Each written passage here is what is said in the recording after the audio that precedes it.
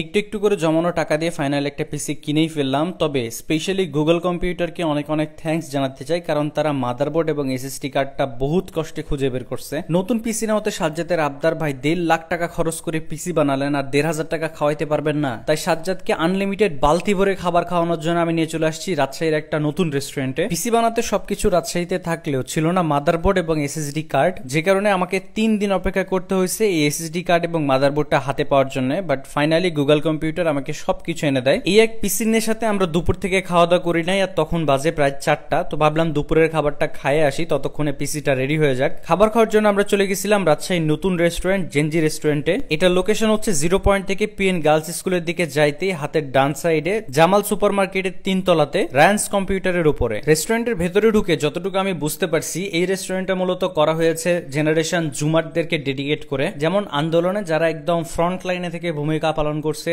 যারা শহীদ হয়েছে, তাদের ছবি ছিল। তার সাথে আরো বেশ কিছু ব্যাপার স্যাপার ছিল এই রেস্টুরেন্টে, যেটা দেখে বোঝা যায় যে এই রেস্টুরেন্টটা মূলত ডেডিকেটেড করা হয়েছে জেনারেশন জুমারদেরকে। বিকালের দিকে যাওয়ার কারণে আমরা রেস্টুরেন্ট মোটামুটি ফাঁকাই পাইছিলাম, যে কারণে কর্নারের একটা সিট দেখে বসে পড়ি। এরপরে মেনু কার্ড দেখছিলাম বসে বসে, বেশ কয়েকটা আইটেম ছিল এবং মেনু কার্ড ছিল টোটাল 2টা। একটা হচ্ছে রেগুলার মেনু কার্ড এবং আরেকটা ছিল হচ্ছে exclusive menu card. Exclusive menu card থেকে আমরা নিয়েছিলাম আনলিমিটেড বাকেট ফেস্ট, যেটা ছিল 1:4, দাম 1299 টাকা। আমার ঘাড়ে মাথা দিয়ে রিফাত গল্প শোনাচ্ছিল যে তার গার্লফ্রেন্ডও ঠিক এইভাবেই ঘাড়ে মাথা দিয়ে বসে থাকে, কিন্তু কোন গার্লফ্রেন্ড এটা আমি ঠিক জানি না। এর মাঝখানে আমাদের খাবারগুলো চলে আসে। আনলিমিটেড বাকেট ফেস্টের সাথে আমরা আরো নিছিলাম মাটন দম ডিলাইট, যেটা দাম ছিল 399 টাকা। খাবারগুলো আসার পরে সাজ্জাদ দূর থেকে তাকায় তাকায় দেখতেছিল, যেই ব্যাপারটা আমার কাছে খুব মায়া লাগে। আনলিমিটেড বাকেট প্লেটারে ছিল হচ্ছে চিজি চিজ চিকেন, যেটা পুরা আস্ত একটা মুরগি ছিল। এই পুরা গ্রিল চিকেনের উপর দিয়ে আবার আস্ত মোটা একটা লেয়ার ছিল চিজের, যেটার উপর দিয়ে আবার ব্ল্যাক অলিভস রাখা ছিল। এই চিকেনটা 1:4, সো আপনারা 4 জন গেলে এটা ভাগ করে নিতে হবে আপনাদেরকে।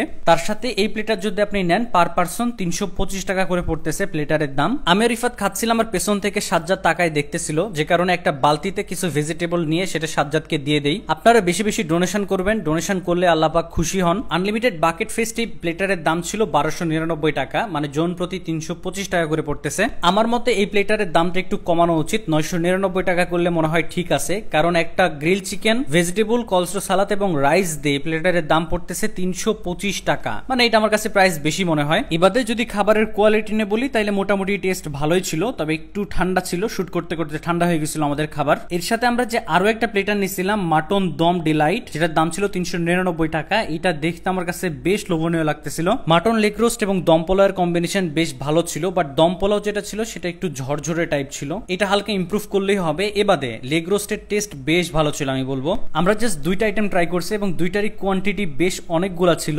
এবারে আপনারা যদি কোনো ফুড টেস্ট করে থাকেন জানাইতে ভুলবেন না আপনাদের কাছে কেমন লাগছে। 1698 টাকা। রিফাত কত বিল আসছে? 1698।